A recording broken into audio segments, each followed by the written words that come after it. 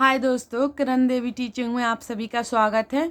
मैं ज्योग्राफी की कक्षा 7 की क्लास स्टार्ट की है वो और बहुत सारे चैप्टर मैं करवा चुकी हूँ। ये अगला चैप्टर स्टार्ट कर रही हूँ। आप जाकर जो नए नए नए लोग आए वो लाइक सब्सक्राइब कीजिए दोस्तों, और आगे की जो वीडियो मैं पहले पढ़ा चुकी हूँ उसको वॉच कीजिए, जिससे आपको पता चलेगा कि क्या पढ़ाया, पूरा कंटेंट पढ़ाया। उनको देखिए, उनके क्वेश्चन आंसर लगाइए। कक्षा 6 की ज्योग्राफी कंप्लीट करवा चुकी हूँ मैं। अब मैं 7 की करवा रही हूँ, इसके बाद 8 की करवाऊंगी। तो आप पहले उसका कंटेंट देख लीजिए और इसका भी देख लीजिए, चाहे बाद में चाहे पहले, आप अपने अनुसार देख सकते हो। तो मैं पूरी बुक पढ़ाती हूँ, जितने भी क्वेश्चन आंसर लगते हैं सब वो लगवाती हूँ, लास्ट में कंप्लीट क्वेश्चन आंसर भी लगवाती हूँ। चलो स्टार्ट करते हैं अगला चैप्टर। यहाँ से जैसे यहाँ पर यहाँ से शुरू कर लेते, क्योंकि सारा नहीं पढ़ेंगे, जो लाइटर मोस्ट है वो पढ़ेंगे। बेशंकुधारी वृक्ष थे, बेशंकुधारी वृक्ष थे, लंबे वृक्षों पर खिले लाल लाल फूलों पर उसका ध्यान गया। वे रेड्रोडेडॉन के फूल थे, रेड्रोडेडॉन के फूल थे। शंकुधारी फूल थे वे, और लंबे वृक्षों पर खिले लाल लाल फूलों पर उसका ध्यान गया। वह रेड्रोडेडॉन के फूल थे, क्योंकि ये कहानी है, पूरी पढ़ोगे तो कोई मतलब नहीं है, टाइम निकलेगा तुम्हारा। ये हिमाचल प्रदेश की बात हो रही है, और हिमाचल प्रदेश में मनाली देखने गई थी सलीमा। हिमाचल प्रदेश में मनाली देखने गई थी सलीमा। वो जाते समय रास्ते में बता रही थी कि वहाँ पर पतली नुकीली पत्तियों के साथ शंकुआकार वितान लंबे वृक्ष दिखने लगे। उसे पता चला कि वे शंकुधारी वृक्ष थे। लंबे वृक्षों पर खिले लाल लाल फूलों पर उसका ध्यान गया। वे रेड्रोडेड्रान के फूल थे।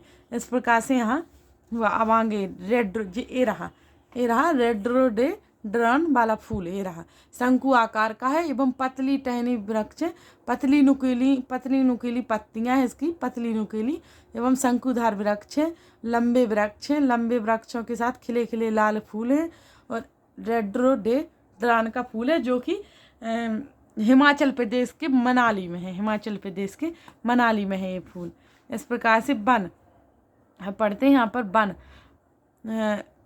आमतौर पर प्राकृतिक वनस्पति को निम्न 3 मुख्य श्रेणियों में वर्गीकृत किया जाता है। जैसे वन, पहला है वन जो वृक्षों के लिए उपयुक्त तापमान एवं परिपूर्ण वर्षा वाले क्षेत्रों में उगते हैं। इन कारकों के आधार पर संघन खुले वन विकसित होते हैं। फिर है हमारा दूसरा है घास स्थल। घास स्थल है जैसे कांटेदार झाड़ियाँ, घास स्थल इस प्रकार की उगती हैं वहाँ कांटेदार झाड़ियाँ। जैसे जो माध्यम वर्षा वाले क्षेत्र में विकसित होते हैं कांटेदार झाड़ियाँ एवं घास स्थल। कांटेदार झाड़ियाँ, ये कांटेदार झाड़ियाँ, घास स्थल जो माध्यम वर्षा वाले क्षेत्र में विकसित होते हैं। कांटेदार झाड़ियाँ हैं, झाड़ एवं झाड़ियाँ केवल शुष्क क्षेत्रों में पैदा होते हैं। कांटेदार झाड़ियाँ शुष्क क्षेत्रों में केवल पैदा होती हैं। सलीमा हिमालय की यात्रा का अपना यह अनुभव अपने पिता को बता रही थी। उसके पिता विश्व के विभिन्न स्थानों पर जा चुके थे। उन्होंने सलीमा को विभिन्न महाद्वीपों के विभिन्न भागों में पाई जाने वाली विविध प्रकार की वनस्पतियों के बारे में बताया। इस प्रकार से वो कहानी सुन रही थी, वो वहाँ जा रही थी, अपने पिता को सारा उसने बताया, तो पिता ने उसको वर्गीकरण किया कि वहाँ क्या था क्या नहीं था। इस प्रकार से मैं छोटे छोटे टॉपिक हैं बताती जा रही हूँ। फिर यहाँ पर है अपना स्टार्ट होता है, यहाँ पर वन होता है। ब्राज़ील के उष्णकटिबंधीय सदाबहार वन इतने विशाल हैं कि ये पृथ्वी के फेफड़े की तरह प्रतीत होते हैं। आप बता सकते हैं क्यों? क्योंकि देखो ब्राज़ील है कहाँ? दक्षिणी अमेरिका में, और वहाँ के उष्णकटिबंधीय सदाबहार वन, उष्णकटिबंधीय वहीं होते हैं। मैं वो पढ़ा चुकी है आपको मैप, जहाँ से भूमध्य रेखा निकलती है उसके बगल में होता है उष्णकटिबंधीय वन। तो यहाँ से भूमध्य रेखा निकलती है हमारे ब्राज़ील से, तो वहाँ पर ये सदाबहार वन पाए जाते हैं, जो विशाल होते हैं, बहुत बड़े बड़े वन। जैसे उष्णकटिबंधीय सदाबहार वन, इन वनों को उष्णकटिबंधीय वर्षा वन भी कहते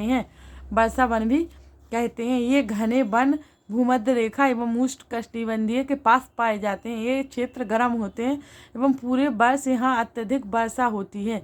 चूँकि यहाँ का मौसम कभी शुष्क नहीं होता, इसलिए यहाँ के पेड़ों की पत्तियाँ पूरी तरह नहीं झड़ती, इसलिए इन्हें सदाबहार कहते हैं। काफ़ी घने वृक्षों की मोटी बेतान के कारण दिन के समय भी सूर्य का प्रकाश वन के अंदर तक नहीं पहुँच पाता। आमतौर पर यहाँ दृढ़ काष्ठ वृक्ष जैसे रोजवुड, आबनूस, महोगनी आदि पाए जाते हैं। इस प्रकार से यहाँ के जो वन है ना, ये रहे यहाँ के सदाबहार उष्णकटिबंधीय सदाबहार वन। तो यहाँ पर इस प्रकार के विशाल घने वन होते हैं कि इसके अंदर धूप तक नहीं पहुँच पाती संपूर्ण से, इसलिए ये बहुत विशाल होते हैं और इसीलिए इन्हें बोला गया कि पृथ्वी के फेफड़े की तरह प्रतीत होते हैं ये वन। और फिर एक इफेक्ट है यहाँ पर एनाकोंडा। एनाकोंडा विश्व का सबसे बड़ा सांप उष्णकटिबंधीय वर्षा वन में पाया जाता है। यह मगर जैसे बड़े जानवर को मार और खा सकता है। जो एनाकोंडा सांप होता है ना, वो विश्व के सबसे बड़ा सांप होता है, जो कि उष्णकटिबंधीय वर्षा वन में पाया जाता है। उष्णकटिबंधीय में तो ये भी पाया जाता है, इसमें हो सकता है एनाकोंडा, जो कि विश्व का सबसे बड़ा सांप होता है। वो बड़े बड़े मगर जानवर जैसे को भी खा सकता है एनाकोंडा। इस प्रकार से उष्णकटिबंधीय सदाबहार वन हुआ कंप्लीट। फिर यहाँ पढ़ते हैं उष्णकटिबंधीय पर्णपाती वन। उष्णकटिबंधीय पर्णपाती वन, इसको पढ़ते हैं। उष्णकटिबंधीय पर्णपाती वन मानसूनी वन होते हैं जो भारत एवं उत्तरी ऑस्ट्रेलिया एवं मध्य अमेरिका के बड़े हिस्सों में पाए जाते हैं। जैसे यहाँ से स्टार्ट अब देखते हैं। इन वनों में पाए जाने वाले दृढ़ काष्ठ वृक्षों में साल, सागवान, नीम तथा शीशम है। दृढ़ काष्ठ वृक्ष फर्नीचर, यातायात एवं निर्माण सामग्री के लिए बहुत उपयोगी हैं। इन प्रदेशों में आमतौर पर पाए जाने वाले जानवर इन उष्णकटिबंधीय पर्णपाती में कौन से जानवर पाए जाते हैं? बाघ, शेर, हाथी, गोल्डन लंगूर एवं बंदर आदि। इस प्रकार से उष्णकटिबंधीय सदाबहार वन में पाए जाते हैं। कौन से? रोजवुड, अबनूस, महोगनी ये पाए जाते हैं। मुख्य रूप से एनाकोंडा पाया जाता है उष्णकटिबंधीय सदाबहार वन में। एवं पर्णपाती में पाए जाते हैं बाघ, शेर, हाथी, गोल्डन लंगूर एवं बंदर। तो इस प्रकार से होते हैं पर्णपाती वन। ग्रीन होते हैं सदाबहार, ये होते हैं पर्णपाती, थोड़े येलो कलर के। और फिर इसके नीचे आता है हमारा शीतोष्ण सदाबहार वन। शीतोष्ण सदाबहार वन, जो शीतोष्ण सदाबहार वन मध्य अक्षांश के तटीय प्रदेशों में स्थित है। मध्य अक्षांश के तटीय प्रदेशों में स्थित है। जो मध्य है हमारा, उसके जो तटीय क्षेत्र होते हैं ना, उस साइड होता है शीतोष्ण सदाबहार वन। ये सामान्यतः महाद्वीपों के पूर्वी किनारों पर पाए जाते हैं। ये सामान्यतः महाद्वीप होते ना, उनके पूर्वी किनारों पर पाए जाते हैं। जैसे दक्षिण पूर्व होगा अमेरिका का, दक्षिण होगा दक्षिण पूर्व अमेरिका, दक्षिण चीन एवं दक्षिण पूर्वी ब्राज़ील। यहाँ जानवर होते हैं बाज, चील, यूकेलिप्टस जैसे दृढ़ एवं मुलायम दोनों प्रकार के पेड़ भी पाए जाते हैं यहाँ पर शीतोष्ण सदाबहार वन में। आज ये चैप्टर पूरा ही करेंगे हम, थोड़ा सा रहेगा, थोड़ा पढ़ा के पूरा करते हैं उसको, जितना भी है मोस्ट बाकी सब नहीं पढ़ना है। शीतोष्ण पर्णपाती वन। शीतोष्ण पर्णपाती, वो उष्णकटिबंधीय पर्णपाती अलग था और ये है शीतोष्ण पर्णपाती वन। उच्च अक्षांश की ओर बहने पर अधिक शीतोष्ण पर्णपाती वन मिलते हैं।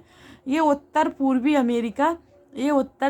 अमेरिका, चीन, न्यूजीलैंड तथा चिली एवं पश्चिमी यूरोप के तटीय प्रदेशों में पाए जाते हैं। देखो दोस्तों, आपको ये लग रहा बोरिंग टाइप की लग रही होगी बुक, देखो ये एनसीईआरटी बोरिंग ही लगेगी, वो कहीं अच्छी भी लगती, मज़ा भी आता है पढ़ने में। तो आप थोड़े इंटरेस्ट होकर पढ़िए तो आपको बहुत अच्छा लगेगा।